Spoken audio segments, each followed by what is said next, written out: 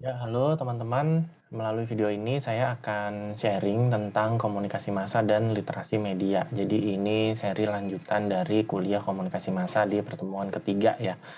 Nah, di pertemuan ini kita akan bahas literasi media ya. Kenapa sih kita perlu memiliki kemampuan literasi gitu? Nah, dalam kaitannya dengan komunikasi massa. Karena apa? Karena seperti yang sudah kita bahas di sebelum-sebelumnya, kita tahu bahwa komunikasi massa itu memiliki efek yang cukup besar ya kepada masyarakat karena sifatnya ya pesannya bisa tersebar luas, masyarakat dapat serentak dalam jumlah yang besar dapat menerima pesan dari komunikasi massa. Sehingga apa? Sehingga dia punya dampak atau efek yang juga cukup besar gitu. Untuk itu ya maka kita perlu memahami pesan-pesan tersebut dan salah satu skill yang bisa kita gunakan untuk memahami tentang komunikasi massa adalah literasi media. Jadi, itu yang akan kita bahas ya di video ini. Nah, judulnya pentingnya literasi media dalam komunikasi massa. Capaian pembelajarannya adalah, teman-teman mahasiswa mampu menjelaskan mengenai pentingnya literasi media dalam komunikasi massa. Sebetulnya kata literasi itu bisa digunakan dalam banyak hal ya, bisa literasi digital, literasi teknologi, literasi apapun. Nah, dalam, konteks ini kita akan menjelaskan atau kita akan belajar tentang kaitan antara komunikasi massa dan literasi media, khusus di media massa. Sebelumnya, kita perlu ketahui dulu apa itu komunikasi massa dan literasi media. Tadi seperti saya sempat singgung di awal, jadi kenapa kita perlu belajar literasi media juga di dalam komunikasi massa untuk memahami komunikasi massa, karena komunikasi massa dapat memengaruhi pikiran, perasaan, dan sikap individu dan masyarakat. Kita banyak terpengaruh dari media massa ya. Apa yang kita tonton, apa yang kita konsumsi, apa yang kita baca, ya, apa yang kita dengarkan, itu tanpa kita sadari sebetulnya kita terpengaruh ya teman-teman ya gitu. Ya banyak contohnya ya gitu, ada seseorang yang bisa sampai fanatisme yang sangat besar terhadap satu, kelompok musik, artis, atau apapun itu kan semua, karena apa, karena komunikasi massa gitu, mereka mengkonsumsi tayangan-tayangan dari yang ada di komunikasi massa. Nah, pengaruh ini seringkali berdampak negatif. Jadi, karena konten atau pesan yang ditampilkan media massa masih kuat dipengaruhi oleh kekuatan ekonomi dan politik. Jadi di balik itu semua sebetulnya ada kekuatan ekonomi, ada kekuatan politik ya. Kenapa sih media massa membuat pesan seperti itu, membuat tayangan seperti itu, membuat tayangan televisi seperti itu, program-program TV seperti itu, berita seperti itu. Nah, di balik itu semua sebetulnya ada alasan-alasan tertentu. Dan alasan yang paling mengemuka adalah atau yang paling kuat adalah alasan ekonomi dan politik. Misalnya demi dapat rating yang tinggi, dapat iklan yang banyak, seperti itu. Atau kepentingan-kepentingan politik dari si pemilik media. Kalau di Indonesia gitu ya, karena banyak pemilik media yang juga berpolitik. Nah, disinilah pentingnya literasi media. Nah, literasi itu apa sih? Literasi adalah kemampuan mengakses, menganalisis, mengevaluasi, dan mengkomunikasikan pesan dalam berbagai bentuk. Dalam konteks ini berarti literasi media adalah kemampuan mengakses media massa, terus menganalisis, mengevaluasi, dan juga mengkomunikasikannya kembali.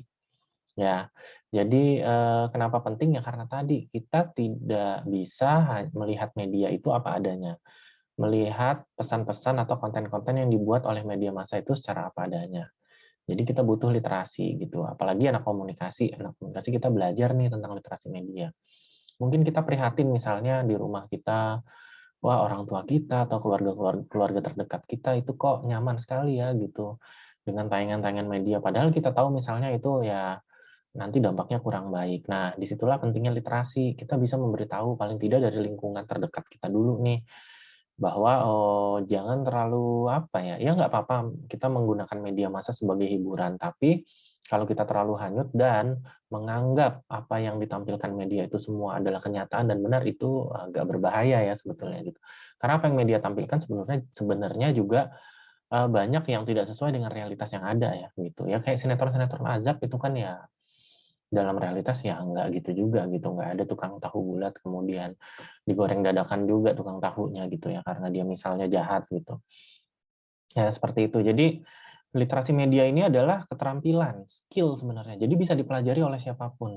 Nah, tapi sifatnya itu kontinum atau apa ya, bertahap ya teman-teman ya. Jadi ada yang orang yang udah paham gitu, oh kondisi, oh media kita seperti ini. Jadi kita nggak mudah terpengaruh nih, ya. Ketika kita nonton sinetron, wah kok kenapa sih istrinya iklan-iklan semua gitu misalnya ya, atau apa gitu, kok tayangannya seperti ini, kok dipanjang-panjangin sih sinetronnya, nggak habis-habis sampai ratusan-ratusan episode misalnya. Ketika kita udah paham, artinya kita udah memiliki skill literasi itu gitu. Karena di balik itu misalnya, oh iya, karena kan ini ratingnya tinggi. Mereka menganggap ini ratingnya tinggi, bisa dapat banyak pengiklan, ya udah terus dieksploitasi terus seperti itu. Jadi ada yang kemampuannya tinggi, ada yang menengah, ada yang rendah dalam memahami media massa ini gitu. Jadi teknologi juga berpengaruh ya teman-teman ya. Teknologi konten dan teknik media itu terus berkembang. Jadi kalau karena literasi ini nggak bisa kita udah paham, udah selesai, enggak. Karena apa? Karena teknologi terus berkembang, bentuk-bentuk baru itu berkembang. Sekarang eranya YouTube misalnya ya, penonton YouTube makin bertambah tiap tiap tahunnya gitu. Nah, kita harus memahami apa sih yang perlu atau kemampuan literasi apa yang kita perlukan untuk memahami dunia YouTube ini. Kadang kita kan berpikir kenapa sih YouTuber seperti Atta Halilintar, ya Ricis itu kok followersnya bisa banyak banget ya. Kalau Rans oke lah gitu. Dia memang sebelumnya memang udah artis terkenal dan konten-kontennya sebenarnya sama-sama aja. Atau kita bisa memahami misalnya kenapa sih konten-konten itu kebanyakan yang ngeprank-ngeprank jadi gembel dan segala macam seperti itu. Jadi itu perlu juga kita miliki gitu dalam konteks misalnya YouTube, dan nanti ke depannya apalagi kita nggak tahu gitu. Jadi teknologi ini juga berpengaruh ya untuk skill literasi kita, untuk kita terus meningkatkan skill literasi. Nah, di buku dijelaskan secara teori ya atau konsep elemen-elemen yang kita perlukan untuk melatih kemampuan literasi kita. Jadi literasi itu kemampuan ya, skill, dan bisa dipelajari yang tadi saya bilang. Apa aja sih yang diperlukan untuk memiliki literasi tadi? Yang pertama adalah critical thinking atau cara berpikir kritis. Jadi kita ketika mendapatkan pesan atau informasi berupa tayangan, program, berita apapun dari media massa ya, sebisa mungkin kita kritisi dulu gitu, jangan ditelan mentah-mentah gitu. Kita nonton sinetron ya kita terhanyut aja gitu nikmatin, ya sebaiknya jangan gitu gitu. Kok aneh ya gitu misalnya. Oh begini ya. Nah, ini kan agak bahaya nih kalau misalnya orang menganggap itu jadi benar gitu misalnya. Kita nonton tayangan Polis 86. The Police ya, sorry. Terus net apa 86. Oh, polisi seperti itu ya gitu. Tapi kok pada kenyataannya kok nggak gitu ya misalnya gitu. Jadi kita perlu mengkritisi juga gitu. Kalau di tayangan itu kok baik-baik ya polisinya ya gitu. Orang nggak ditilang, dikasih tahu ya. Nah, kok kalau kita kejadian di dunia nyata tidak seperti itu kayak gitu. Jadi kita perlu critical thinking ya. Yang kedua, pemahaman tentang proses komunikasi massa. Kita perlu tahu nih proses komunikasi massa tadi. Nah, di proses komunikasi massa nanti ada proses produksi, distribusi, sama konsumsi. Jadi bagaimana produksi pesan-pesan yang ada di media massa itu kita perlu ketahui juga. Di balik itu sebenarnya tujuannya apa sih kayak gitu. Terus kita juga perlu punya pemahaman akan efek media kepada masyarakat. Nah, ini yang kita pelajari sebenarnya di komunikasi massa, bahwa media massa itu bisa punya efek yang dahsyat kepada masyarakat ya. Ya, kita terus-terusan dengar berita COVID, wah ada varian baru lagi, ada varian baru lagi. Kita bisa jadi perasaan kita jadi takut ya. Sekuat itu efeknya sebetulnya gitu. Habis ini selesai oh COVID ini, oh ada varian baru lagi, kita jadi khawatir lagi kayak gitu. Jadi efek media itu besar ya, nggak cuma di pikiran kita, tapi juga bisa di perasaan dan juga di tingkat tindakan atau tingkah laku ya. Yang keempat, itu perlu juga kemampuan memiliki kemampuan menganalisis dan mendiskusikan pesan-pesan media ya. Jadi kalau kita kuliah, kita enak nih kita bisa diskusikan ya di kuliah gitu ya, atau sama teman-teman kampus. Oh kok kayak gitu ya berita ini ya gitu. Kenapa kalau yang di TV ini beda ya beritanya sama di TV itu, kita bisa diskusikan. Kenapa sih KPI nyensornya film-film kartun sih nggak penting misalnya gitu. Atau film-film yang kok kayak gitu aja disensor misalnya. Kita bisa mendiskusikan itu, menganalisis ya isi-isi pesan yang ditampilkan oleh media. Terus yang kelima juga kita perlu memiliki kemampuan memahami bahwa pesan yang ditampilkan media adalah konten yang dapat mempengaruhi budaya juga dan kehidupan sosial kita. Nah, ini relate dengan pertemuan yang minggu lalu ya tentang budaya, bagaimana media massa juga punya pengaruh terhadap budaya. Jadi kita perlu paham juga Ada istilah konstruksi realitas. Media mengkonstruksi atau membangun realitas yang seringkali tidak sesuai dengan realitas yang sebenarnya, kayak gitu. Jadi kita seringkali nonton sinetron, wah yang kaya jadi sama yang miskin, tukang sayur jadi sama bos, tukang cilok, cinta tukang cilok sama apa, kayak gitu ya. Padahal itu sangat agak mustahil terjadi di dunia nyata gitu, karena kita di dunia nyata hidup udah ada kelas-kelas sosial yang kita tidak sadar sebenarnya kita sudah ya ikut gitu. Ada orang yang bisa kuliah, ada orang yang tidak bisa kuliah. Dan nanti lingkup sosial dan pertemanannya juga akan beda gitu. Teman-teman yang beruntung kuliah gitu termasuk saya ya, nanti akan beda lingkup pertemanannya seperti itu. Perjodohannya juga beda pasti ya, karena yang ditemuin kan beda. Tapi kan kalau di FTV semuanya seperti itu ya, atau di sinetron-sinetron lah. Lalu yang keenam juga punya kemampuan untuk menikmati, memahami, dan mengapresiasi konten media. Jadi sebenarnya literasi nggak cuma mengkritisi aja teman-teman. Kalau misalnya konten media itu bagus dan kita rasa orang-orang perlu tahu, kita bisa tuh memberitahu juga ke orang-orang lain. Misalnya, aduh daripada nonton tayangan sinetron ini mendingan nonton Mata Najwa aja deh gitu. Ini bagus nih gitu. Soalnya negara kita kebanyakan koruptornya misalnya. Dan di Mata Najwa nih membongkar kasus-kasus korupsi misalnya. Jadi kita juga nggak cuma mengkritisi, kalau misalnya menurut kita konten itu bagus, edukatif, dan ya kita bisa menikmati itu gitu, bahkan kita bisa mengapresiasi dan merekomendasi juga ke orang-orang lain seperti itu. Nah, karena literasi juga berkaitan dengan kemampuan memproduksi, makanya ada mengembangkan kemampuan memproduksi yang efektif dan bertanggung jawab. Apakah kita bisa menjadi seseorang yang apa ya, menjadi komunikator untuk melakukan komunikasi massal? Sebetulnya bisa aja. Di era sekarang ya, kalau di era yang sebelumnya belum. Era sekarang karena apa? Karena ada internet dan YouTube gitu, yang sifatnya user generated content, siapapun bisa bikin konten gitu. Cuma kemudian kalau apakah itu bisa menjadi komunikasi massa, nah itu yang perlu dipikirkan lagi gitu. Tapi paling tidak misalnya teman-teman yang udah jadi YouTuber, subscriber-nya banyak, penontonnya banyak sekali tayang, bisa aja teman-teman itu sebagai seorang komunikator yang melakukan komunikasi massa. Jadi perlu dipikirin kontennya. Ya, ya kalau misalnya, wah saya mau bikin konten nih, penontonnya banyak, kontennya ngepreng-ngepreng lagi deh, jadi gembel lagi ya, kira-kira itu edukatif nggak ya? Bermanfaat nggak sih buat orang? Atau cuman, ya udah yang penting dapat AdSense-nya banyak, ya dapat iklannya banyak. Nah, kalau teman-teman pakai logika itu sama aja sama yang lain berarti kan gitu. Ya nggak apa-apa kita dapat AdSense gitu, cuman kan kontennya perlu kita pikirin juga gitu ya.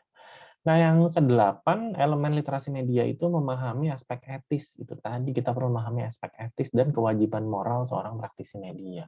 Di dunia jurnalistik ada kode etik jurnalistik yang sebetulnya itu bisa jadi pegangan gitu ketika praktisi media ini melakukan atau menyiapkan konten-konten atau berita-berita di medianya gitu. Tapi ya seperti kita tahu ya sesuatu tidak selalu berjalan ideal. Mungkin ya ada pertimbangan-pertimbangan lain tadi, kalau saya sih percaya karena ada kekuatan ekonomi politik tadi gitu yang menyebabkan akhirnya banyak hal-hal yang berkaitan dengan aspek etika itu diabaikan, seperti itu. Nah, kemudian ini juga kelanjutannya sebenarnya kalau tadi elemennya, sekarang juga masih kita ngebahas skill-skill kemampuan dari literasi media, sebenarnya hampir mirip-mirip ya sama tadi. Ini karena ada di buku, saya jelasin. Teman-teman kalau mau baca dan lebih jauh mengetahui juga, ini ada di buku ya, di buku yang kita gunakan, bukunya Stanley Baran. Nah, yang pertama, skill literasi media, kemampuan dan kemauan untuk berupaya memahami dan fokus pada konten media serta gangguan yang dialami. Intinya sama, kita harus bisa memahami, mengkritisi, mengevaluasi konten-konten yang ditampilkan media ya. Gitu. Karena ya biasanya seperti itu sih ya. Kalau lagi ramai ini gitu. Jadi intinya gitu sih. Tapi sebenarnya kalau teman-teman udah paham itu, mau nonton apapun jadi males sebetulnya. Coba aja gitu. Misalnya teman-teman udah paham nih, udah belajar kita. Tiba-tiba di rumah orang tua kita nonton sinetron Ikatan Cinta nih, teman-teman mau coba nimbrung. Pasti agak malas sendiri gitu. Ini apa sih? Oh isinya begini, gitu-gitu sendiri. Akhirnya udah nggak usah nonton deh gitu. Akhirnya kita mencari apa namanya hiburan atau informasi dari platform media lain gitu, bisa dari YouTube dan dari manapun. Lalu yang kedua, perlu juga kemampuan memahami bahwa pesan media memiliki kekuatan. Ini berkaitan sama efek tadi ya, mirip. Karena kekuatannya adalah mempengaruhi orang, mempengaruhi pikiran, perasaan, tindakan. Nah, Makanya yang di ketiga ini perlu kemampuan untuk mengelola sisi emosional dan tindakan saat merespon konten media. Kita juga nggak bisa terlalu emosional gitu. Misalnya, wah kenapa sih media ini begini semua gitu. Kalau kita udah paham kan kita tahu penyebabnya gitu. Misalnya, oh mereka itu ada tuntutan ekonomi, mereka ada tekanan politik misalnya gitu. Dulu kan sempat heboh ya, TV One memang beda. Wah, kenapa berita Ardi Bakrin sama Nia Ramadhani nggak akan muncul di TV One ya? Karena kan itu juga berangkat dari kemampuan menganalisis kita yang nggak mungkin lah yang punya TV One Ardi Bakri gitu misalnya gitu ya, sedikit pun enggak diberitain gitu misalnya. Jadi kita nggak usah kesel, wah TV One nih nggak bener nih media, ya santai aja gitu. Jadi kita tahu nih alasan-alasannya. Lalu yang keempat, mendorong ekspektasi atau harapan untuk mencari tayangan atau konten media yang baik. Jadi teman-teman juga nggak, maksudnya gini, dengan kita belajar literasi juga nggak membuat kita pesimis ya.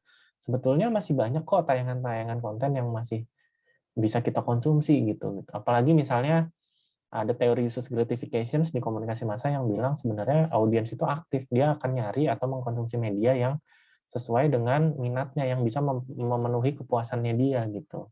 Jadi misalnya teman-teman, waduh udah bosen muak saya sama kasus korupsi, terus juga medianya nggak berimbang ya, silakan cari aja konten-konten yang menurut teman-teman itu baik gitu. Kayak di TV ya tadi yang saya bilang, mungkin konten talk show seperti Mata Najwa itu masih bagus, atau konten-konten lain misalnya teman-teman pernah nonton gitu, atau dari YouTube ya gitu. Di YouTube misalnya teman-teman ada beberapa konten yang menurut teman-teman ini edukatif, ini bagus, saya banyak tahu.